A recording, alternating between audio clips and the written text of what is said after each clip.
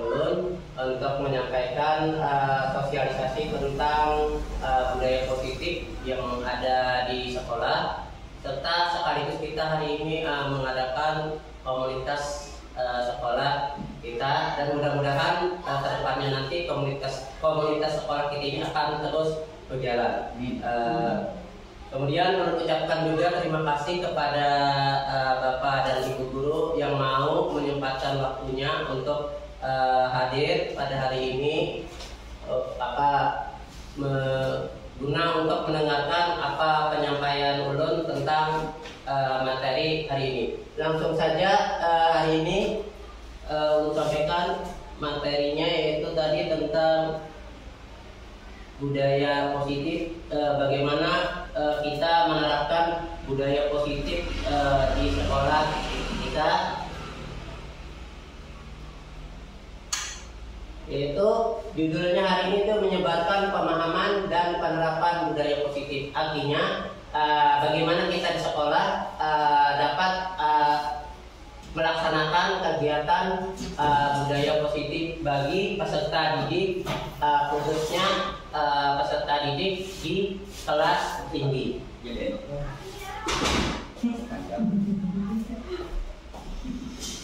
Lanjut.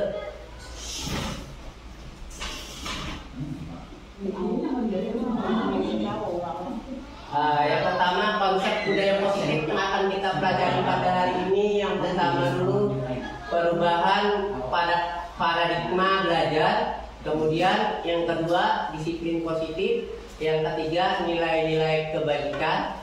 Yang keempat, kebutuhan dasar manusia. Yang kelima, motivasi perilaku manusia.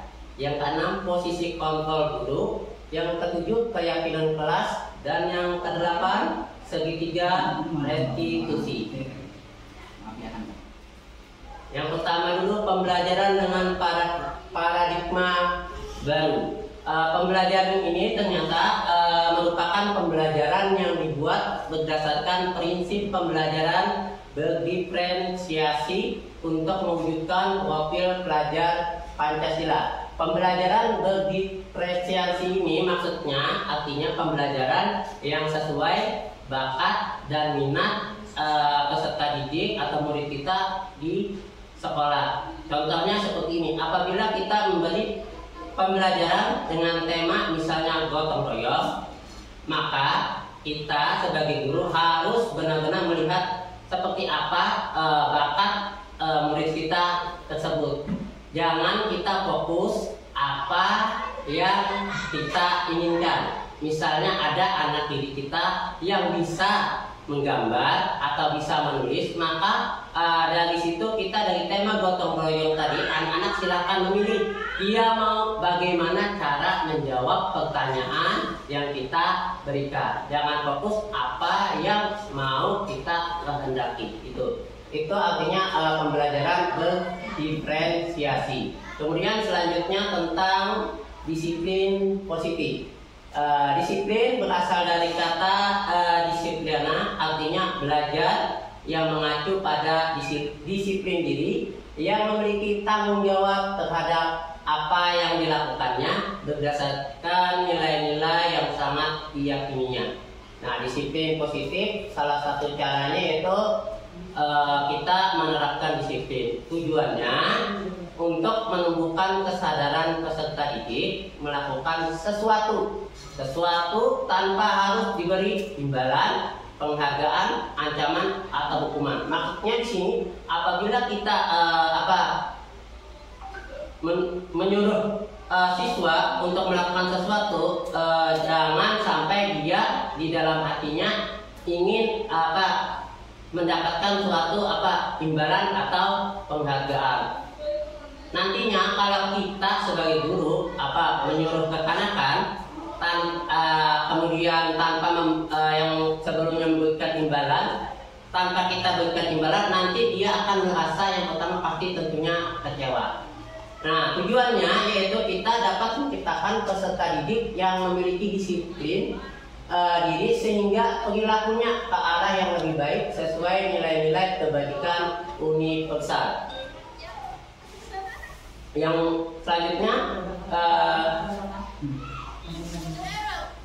kebutuhan dasar manusia. Kebutuhan dasar manusia yaitu sesuatu yang dilakukan untuk mendapatkan apa yang kita inginkan dan memiliki tujuan tertentu agar kebutuhan dasar dapat terpenuhi. Kebutuhan kita yaitu yang pertama kebutuhan primer, kebutuhan sekunder. 5 kebutuhan hidup manusia. Ternyata yang pertama bertahan hidup seperti makan, pakaian, tempat tinggal, keamanan dan kesehatan.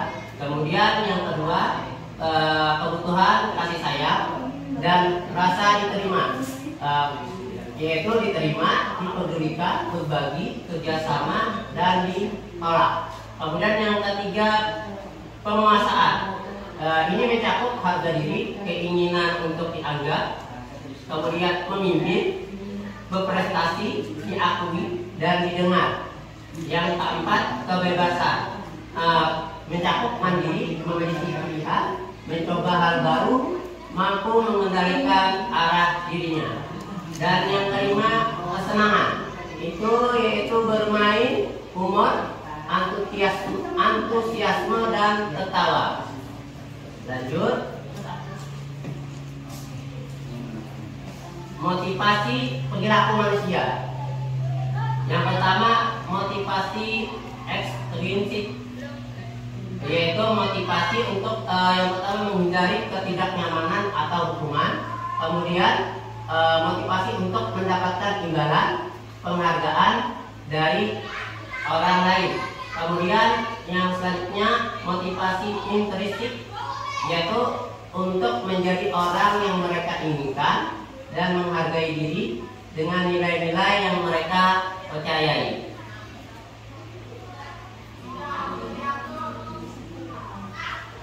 Itu di sini apa tadi? Itu mencakup 3. Yang pertama hukuman, kemudian konsekuensi dan restitusi. Hukuman itu apa? Hukuman itu ternyata kita di sekolah kita secara tidak langsung sudah kita lakukan. Yang pertama hukuman itu ternyata tidak terencana atau tiba-tiba. Kemudian murid tidak tahu apa yang akan terjadi atau tidak dilibatkan. Kemudian selanjutnya berupa hukuman fisik atau psikis. Konsekuensi ini pembagiannya itu terencana atau disepakati sesuai aturan. Kemudian murid tetap dibuat tidak nyaman. Sikap guru selalu memonitor murid. Yang terakhir restitusi. Ini mencakup proses menciptakan kondisi bagi murid untuk memperbaiki kesalahan, bukan berarti mencari kesalahan. Yang ketiga selanjutnya proses kolaboratif atau proses kerjasama antara guru dengan murid atau antara guru dengan guru atau antara guru dengan kepala sekolah untuk mengajarkan murid mencari solusi sendiri dari permasalahan yang sudah mereka lakukan. Yang kelima posisi kontrol guru. Guru biasanya ada memiliki 5 posisi yang sering dilakukannya di sekolah atau di dalam kelas. Yang pertama posisi guru itu yang pertama penghukum. Contoh biasanya kalau siswa melakukan kesalahan, hal utama yang biasanya di sekolah yang dilakukan oleh seorang guru adalah menghukum siswanya. Contohnya misalnya ini kasusnya siswa tidak memakai atribut lengkap saat upacara bendera. Biasanya kalau guru menghukum itu hormat pada bendera selama 1 jam. Kemudian posisi guru yang kedua yaitu membuat merasa bersalah. Nah, contohnya beberapa kali ibu atau bapak harus memberitahu kamu selalu saja mengecewakan ibu dan bapak. Nah, posisi pembuat merasa bersalah ini biasanya sampai mengecewakan peserta didik dan membekas yang dalam keperasaan dari peserta didik kita. Kemudian yang selanjutnya guru juga ternyata posisinya bisa sebagai teman. Nah, misalnya seperti ini. Ayo dong, ikuti aturan sekolah. Tolong bantu ibu atau bapak.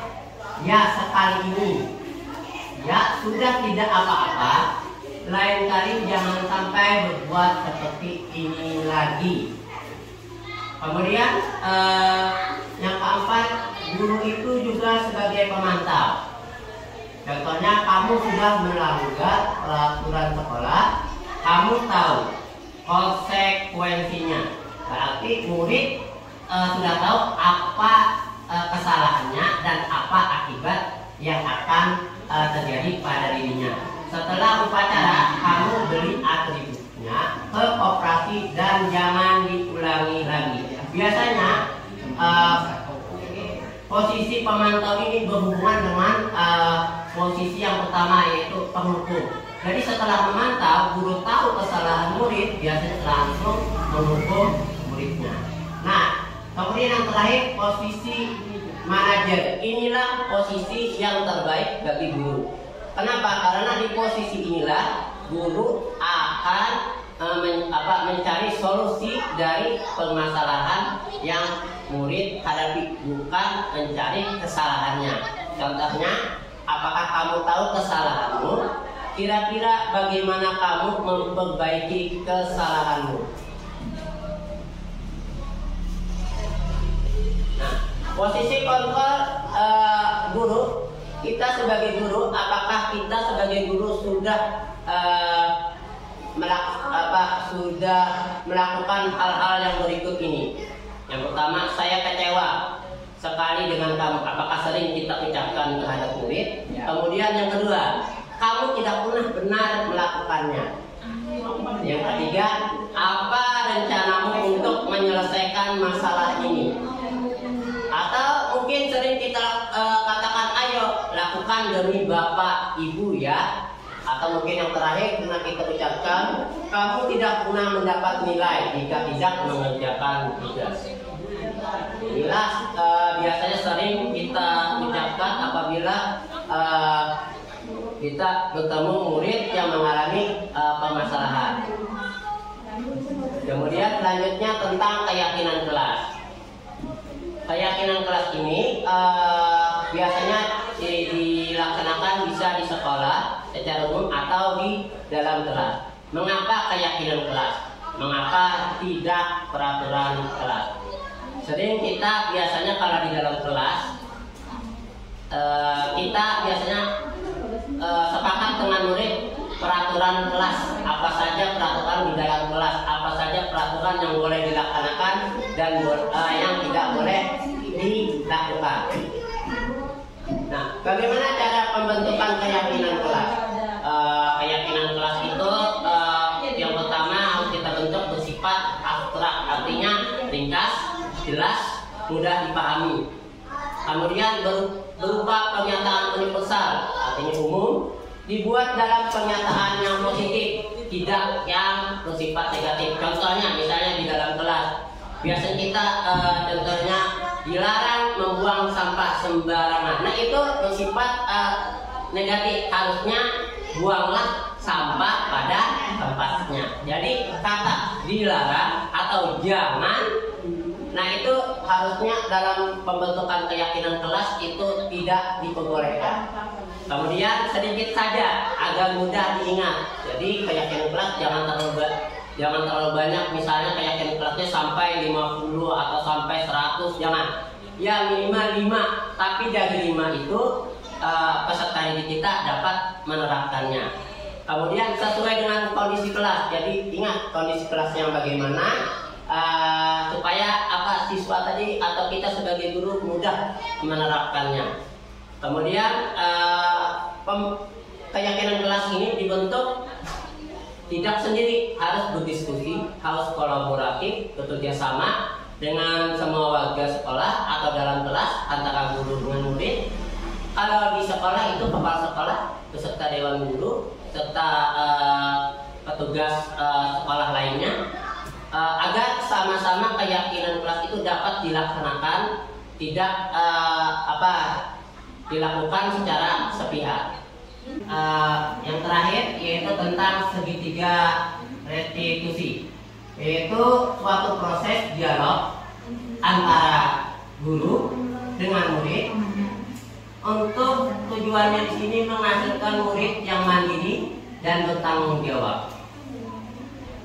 Tahap segitiga restitusi itu yaitu yang pertama tahap menstabilkan identitas.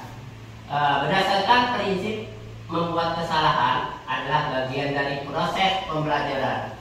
Jadi biasanya tahap segitiga restitusi menstabilkan identitas ini, guru biasanya apabila ada murid melakukan kesalahan, hendaknya guru itu mengucapkan yang pertama, berbuat salah itu wajar. Kemudian tidak ada manusia yang sempurna, atau ibu atau bapak juga pernah melakukan itu. Atau mungkin bisa juga ibu atau bapak tidak mau mencari siapa yang salah, tapi ibu atau bapak guru ingin mencari solusi dari permasalahan ini. Kamu berhak merasa begitu. Jadi biasanya guru apabila tadi kata ulun murid melakukan kesalahan, guru biasa langsung mencap bahwa murid itu salah. Dari kesalahannya itu langsung diberi hukuman. Tidak melakukan prinsip menstabilkan identitas dari apa yang sudah dilakukan murid. Harusnya guru itu mencarikan solusi dari permasalahan murid tadi, atau jangan menganggap murid itu langsung salah. Kemudian tahap berikutnya yaitu tahap validasi tindakan yang salah. Berdasarkan prinsip setiap perilaku berupaya memenuhi suatu kebutuhan tertentu.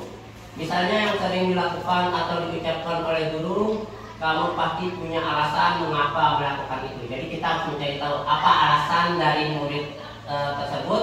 Dia melakukan kesalahan, kita cari alasannya apa, kita tanyakan. Jangan langsung secara sepihak kita mengatakan bahwa memang murid itu memang salah. Kemudian yang kedua yang biasa harus diucapkan, padahal kamu bisa melakukan yang lebih buruk dari ini. Maksudnya apabila dia mungkin tadi melakukan kesalahan, akibat yang dia lakukan bisa lebih buruk lagi akibatnya yang akan terjadi, baik itu untuk dirinya sendiri maupun merugikan orang lain atau teman-temannya. Kemudian selanjutnya, kamu patut bangga karena telah melindungi sesuatu yang penting buatmu. Nah, jadi murid di sini apabila melakukan suatu kesalahan, misalnya dia berkelahi, berarti ada sesuatu yang ia lindungi, yang ia pertahankan. Tidak mungkin apabila ada peserta didik atau murid yang berkelahi, tidak ada alasan yang ingin dia pertahankan. Kemudian selanjutnya, kamu melakukannya karena mempertahankan sesuatu yang penting. Ya, tadi hubungannya sama dengan yang di atas. Kamu patut bangga karena telah melindungi sesuatu yang penting buatmu. Ini tahap yang terakhir dari segitiga restitusi, menanyakan keyakinan. Biasanya setelah selesai, guru itu menanyakan apa sudah keyakinan yang sudah disepakati bersama-sama, baik itu di dalam kelas ataupun di sekolah. Kemudian nilai-nilai apa yang telah disepakati bersama. Kemudian seperti apa gambaran sebuah kelas yang ideal menurut kamu. Kemudian yang terakhir, kamu ingin menjadi orang yang seperti apa. Kesimpulannya, dalam menerapkan disiplin positif, kita sebagai guru harusnya memiliki standar kepribadian yang profesional dan sosial yang baik. Bagaimana diri sebagai among di sini adalah manajer. Kita sebagai guru harus menuntun murid-murid kita menjadi insan atau manusia yang agamis, sesuai agama, mandiri, merdeka, dan bertanggung jawab. Ini sesuai standar nasional pendidikan. Mungkin itu saja yang dapat perlu sampaikan tentang sosialisasi ulun masalah budaya positif yang ada di sekolah kita. Mudah-mudahan apa yang perlu sampaikan ini bermanfaat dan dapat kita terapkan di sekolah ataupun di kelas. Jangan sekali-kali kita sebagai guru apabila ada peserta didik atau murid kita mengalami permasalahan atau melakukan kesalahan, jangan kita sebagai guru langsung mencap atau mengatakan bahwa dia memang salah. Hendaknya kita melakukan tahapan segitiga restitusi. Kita cari apa permasalahannya, kemudian kita carikan solusi dari permasalahannya itu, atau kita dengan murid tadi sama-sama mencari solusinya dari permasalahan. Kemudian kita yakinkan apa sudah keyakinan kelas yang bersama-sama kita buat dengan murid kita, agar nantinya murid kita tadi dapat menjadi murid yang mandiri serta murid yang bertanggung jawab. Nah, sekian, terima kasih. Ulun akhiri sosialisasi ini serta komunitas kita pada hari ini dengan ucapan Assalamualaikum warahmatullahi wabarakatuh. Waalaikumsalam.